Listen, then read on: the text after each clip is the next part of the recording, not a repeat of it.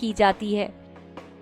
जी हाँ दोस्तों, अगर आप जानना चाहते हैं कि सभी देवों में भगवान श्री गणेश जी की पूजा सबसे पहले क्यों की जाती है, तो देखते रहिए हमारा ये वीडियो। दोस्तों, हिंदू धर्म में ऐसा कोई कार्य नहीं जो गणपति पूजन के बिना आरंभ किया जाता हो। श्री गणेश कहकर कोई कारोबार या शुभ काम या दुकान आरंभ करता है।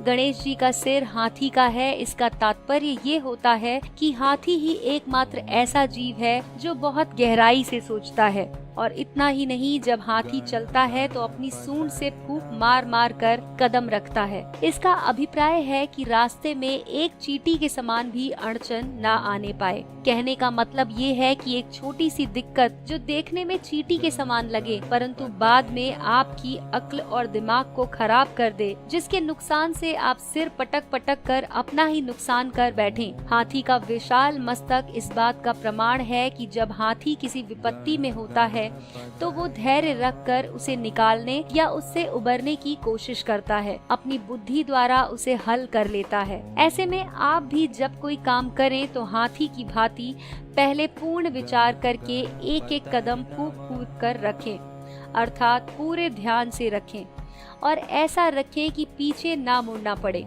तभी तो श्री गणेश कहते हैं।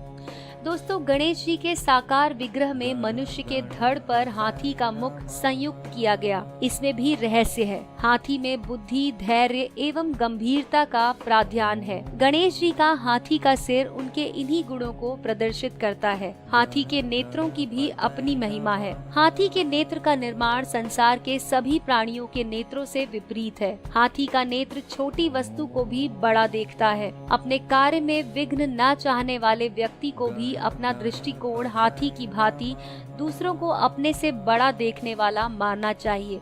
जब मनुष्य दूसरों को अपने सामने तुच्छ समझकर उनका अपमान करने लगता है तो दूसरे लोग अपने सम्मान की रक्षा के लिए उसे हृदय से सहयोग नहीं देते। इसीलिए दूसरों को अपने से बड़ा देखने की शिक्षा एकमात्र हाथी के नेत्र से ही मिलती है। हाथी की तरह बड़े कानों का अर्थ है कि हमें सब कुछ धैर्य और गंभीरता से सुनना चाहिए। गणेश जी का लंबोदर अर्थात लंबा और मोटा पेट हमें सबकी भली बुरी बातें अपने पेट में रखने की शिक्षा देता है। गणेश जी को एक दंत कहा जाता है। उनका एक दंत एकता का संदेश देता है।